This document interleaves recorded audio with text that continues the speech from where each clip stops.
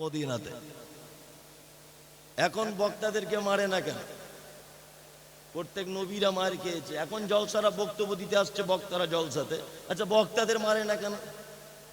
হ্যাঁ, বক্তাদেরও মারছে। এই যে বাংলাদেশের আব্দুর রাজ্জাক বিন ইউসুফ, যেখানেই যাচ্ছি লোকটাকে মেরে দেখছে, হাত ভেঙে দিচ্ছে।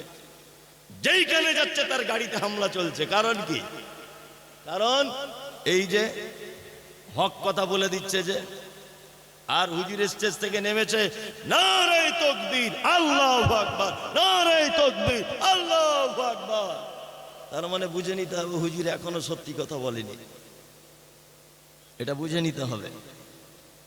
এই মমতাজুল ইসলাম বক্তব্য দেওয়ার পরে যদি এখানে মানুষ চলে যেতে হলো কোথায়? মদিনাতে। এখন বক্তাদেরকে মারে না কেন? প্রত্যেক নবীরা মার খেয়েছে, এখন জলসারা বক্তব্য দিতে আসছে বক্তারা জলসাতে। আচ্ছা, বক্তাদের মারে না কেন? হ্যাঁ, বক্তাদেরও মারছে। এই যে বাংলাদেশের আব্দুর রাজ্জাক বিন ইউসুফ, যেখানেই যাচ্ছি লোকটাকে মেরে দেখছে, হাত ভেঙে দিচ্ছে। যেইখানে যাচ্ছে তার গাড়িতে হামলা চলছে। কারণ কি? কারণ এই যে হক কথা বলে দিচ্ছে যে, আর হুজুর স্টেজ থেকে নেমেছে, নারে তাকবীর, আল্লাহু আকবার, নারে তাকবীর, আল্লাহু আকবার। তার মানে বুঝে নিতে হবে হুজুর এখনো সত্যি কথা বলেনি, এটা বুঝে নিতে হবে। এই মমতাজুল ইসলাম বক্তব্য দেওয়ার পরে যদি এখানে মানুষ দুটো দলে ভাগ হয়ে যায়, এক বাংলার মাটিতে যত আলেম ওলামারা বক্তব্য রাখছে, যত আলেম ওলামারা, প্রত্যেক আলেম ওলামারা বক্তব্য রাখার পরে টাকা নিচ্ছে, দিশি মুরগা দিয়ে ভাত খাচ্ছে, গাড়ি চেপে বাড়ি যাচ্ছে, আর কত আপ্যায়ন, কত ভালোবাসা, সেলফি তোলা থেকে শুরু করে সব কিছু চলছে। আপনার কাছে একটা জিনিস জানতে চাইছি, বলুন তো, আল্লাহ নবী সাল্লাল্লাহু আলাইহি ওয়াসাল্লাম হযরতে আদম থেকে নিয়ে মুহাম্মদ সাল্লাল্লাহু আলাইহি ওয়াসাল্লাম পর্যন্ত যত নবী এবং রাসূল পৃথিবীতে এসেছেন, একজন নবীকে আপনি দেখান যে নবীকে তার উম্মতেরা মারেনি। একটা নবী আছে এরকম? প্রত্যেক নবীকে মার খেতে হয়েছে, হয়েছে না? আমাদের নবীকে মার খেতে হয়নি। এইরকম প্রমাণ আছে যে হযরত মুহাম্মদ সাল্লাল্লাহু আলাইহি ওয়াসাল্লাম আবু জেহেলের 5 কাঠা জমি দখল করে নিয়েছে বলে মার খেয়েছে? আছে? নাই। মুহাম্মদ সাল্লাল্লাহু আলাইহি ওয়াসাল্লাম নাউজুবিল্লাহ কারু 10 টাকা ফাঁকি দিয়ে নিয়েছে, এই জন্য লোকটাকে বেঁধে মারা হয়েছে, ইতিহাস আছে? নাই। মুহাম্মদ সাল্লাল্লাহু আলাইহি ওয়াসাল্লামকে মারা হয়েছে কেন? যখন তিনি এই কথা বললেন মিরাজের রাত্রিতে ফেরত আসার পরে যে 360টা দেবদেবীর পূজা তোমরা করছো, এই 360টা দেবদেবীকে বন্ধ করে দাও। কারণ আর রহমান আলাল আরশি ইস্তাওয়া, রহমান দয়াময় আল্লাহ তিনি আরশের উপরে আছেন, একজনই স্রষ্টা, আর কেউ স্রষ্টা নেই। তোমাকে কেউ সাহায্য করতে পারে না, বিপদ থেকে কেউ উদ্ধার করতে পারে না, কেউ কোনো রকমের কোনো গতিতে তোমাকে কোনো রকমের সাহায্য করতে পারে না। একজন স্রষ্টা তোমার সমগ্র কল্যাণ করে দিতে পারে, তিনি কে? আল্লাহ। এই কথা যখনই বললেন লোকটাকে তখন মক্কা ছেড়ে চলে যেতে হলো। একদল লোক আমার বিপক্ষে আর একদল লোক আমার পক্ষে, তাহলে ভাববো বক্তব্যে কাজ হয়েছে। আর সবাই যদি বলে সাংঘাতিক বক্তা, এর উপরে আর পশ্চিম বাংলায় কোনো বক্তা নেই, তাহলে ভেবে নিতে হবে যে আমি এখনো সত্য কথা বলতে পারি নি, এখনো বলতে পারিনি আমি। আমার বক্তব্য দেওয়ার পরে যদি মানুষ দুদলে বিভক্ত হয়, একদল হকপন্থী হকের উপরে দাঁড়িয়ে থাকবে, আর একদল হক সহ্য করতে না পেরে আমার বিরোধিতা করবে, এই দুটো দল তৈরি করতে হবে। ততক্ষণ পর্যন্ত সমাজে কামিয়াব আসবে, তার আগে আসবে না। আর ইমাম সাহেব তো সেই যে খুতবা দেওয়ার পরই সেক্রেটারি বলে দিচ্ছে তোমার ব্যাগপত্র গুটিয়ে নিয়ে মসজিদ থেকে চলে যাও, এই হচ্ছে 1 নম্বরের ইমাম, এ হচ্ছে 1 নম্বরের ইমাম। আর যে ইমাম কোন রকমের কিছু ডিভাইডেড করে না, তফাৎ পার্থক্য বুঝে না, সবার মুখে চুমু খেয়ে খেয়ে চলছে, এ দেখবেন 34 বছর একটা মসজিদে বসে বসে ইমামতি করছে, কোনো অসুবিধা নেই। বলছি বুঝতে পারছেন? হক বললে কি হবে?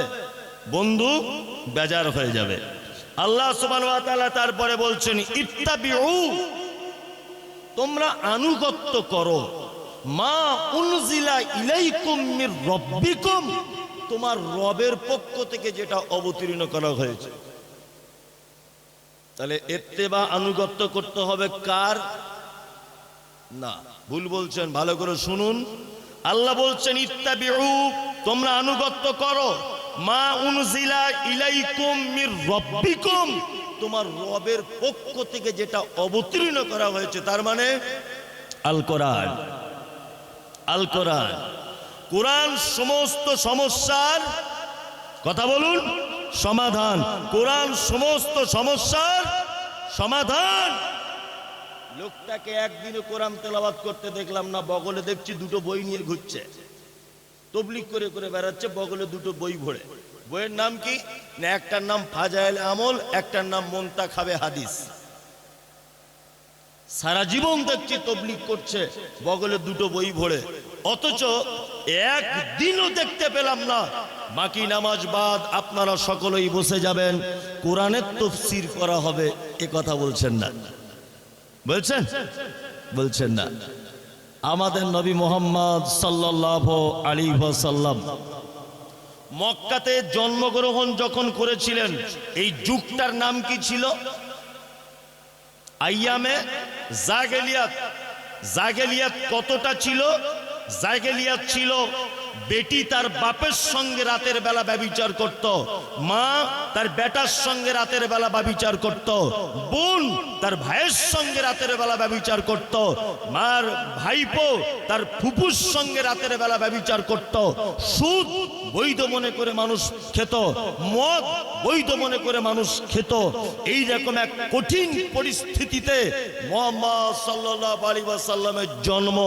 আল্লাহ নবী সাল্লাল্লাহু আলাইহি ওয়াসাল্লাম এই সমস্ত অরাজকতা, এই সমস্ত অন্ধকারে নিমজ্জিত জাতিকে আলোর দিকে আনার জন্য একটা সংগঠন তৈরি করেছিলেন। সংগঠনটির নাম হচ্ছে হিলফুল ফুজুল। মনে আছে? হিলফুল ফুজুল মনে আছে?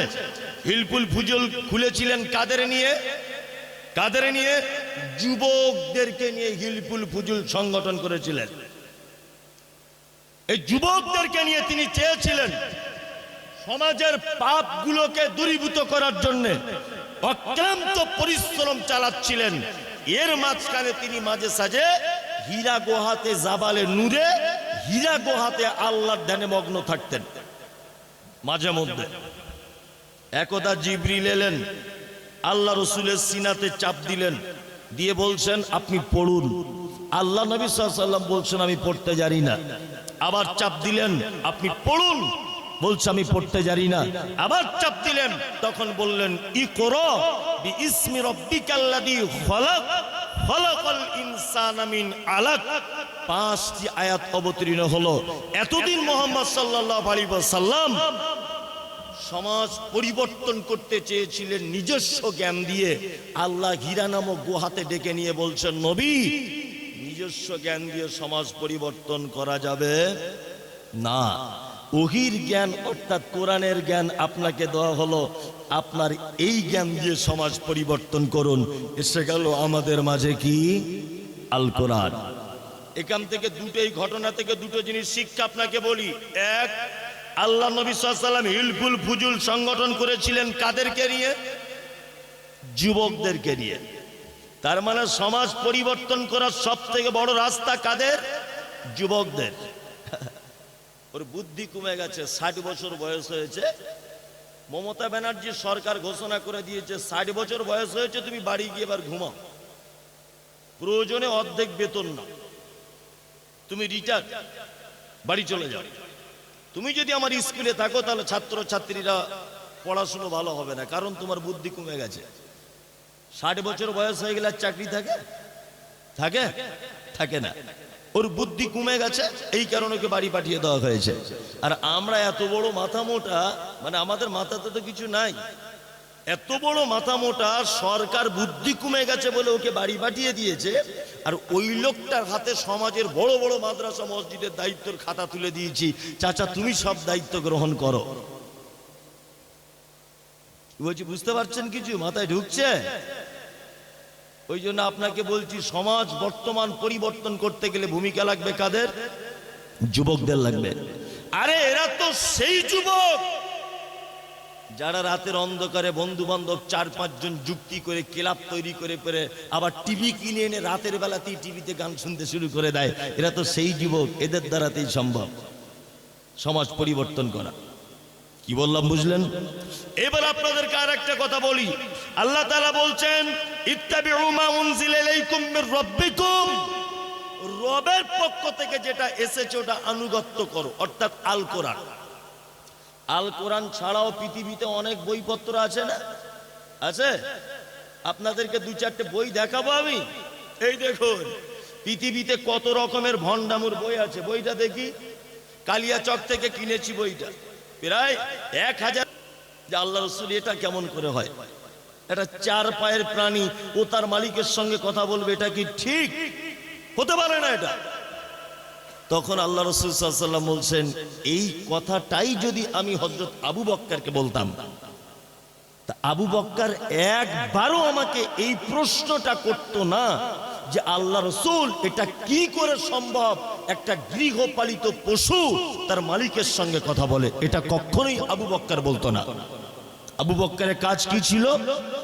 ওয়াকালু সামি'না ওয়া আতা'না, শুনে নিত, সাথে সাথে বিশ্বাস করে নিত।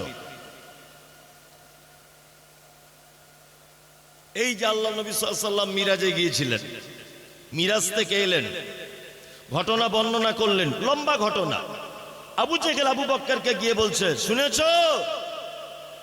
আরে তোমরা যাকে নবী বলে মানছো, যানবাহন নাই, কিছু নাই, ভ্যাট বকছে লোকটা তোমাদের মুহাম্মদ সাল্লাল্লাহু আলাইহি ওয়াসাল্লাম, এ নাকি গতকাল রাতের বেলা নাকি মিরাজে গেছে। কোন বড় মিথ্যা কথা! হযরত আবু বকর বলছেন, আল্লাহ রাসূল যদি এ কথা বলে থাকে অবশ্যই সত্য, অবশ্যই সত্য।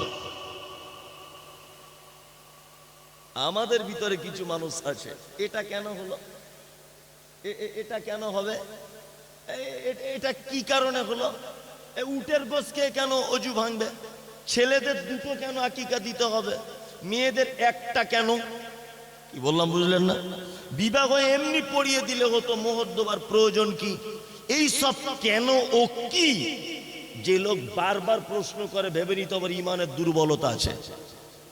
একটা কথা মাথায় রেখে দেন, আল্লাহ বলেছে অন্ধের মতো মেনে নিতে হবে।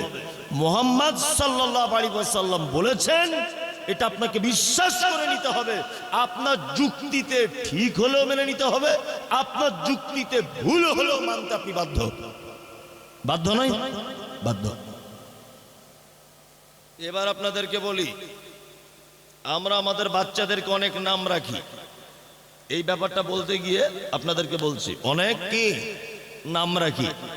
কোরআন মাজিদে এসেছে না ইয়াসিন, এসেছে?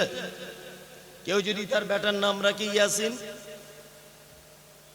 গ্রামে অনেক নাম আছে না, ইয়াসিন আছে, এ নামটা কি রাখা যাবে? এ নাম পাল্টে দিতে হবে। যদি বলছেন কেন, যে শব্দের বা যে নামের কোনো মানেই নেই সেটা নাম হতে পারে না। নাম রেখেছে তোহা, রেখেছে না? রেখেছে। যদিও এই উদ্দেশ্যে রাখে যে কোরআন মাজিদে তোহা বলে একটা শব্দ আছে, তাহলে আর হলো না, কারণ এই তোহার কোনো মানে নেই। 2,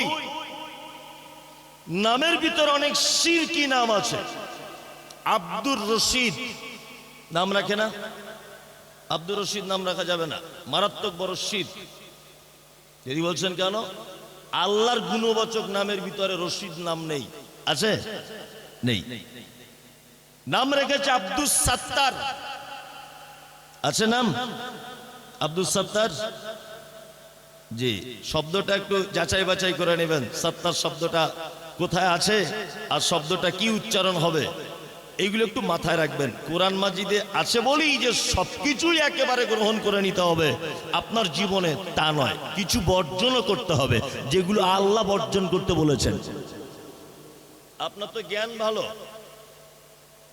বাজারে যখন মাছ কিনেন, মাছের নাড়ি ভুঁড়ি তার ভিতরে যা থাকে সব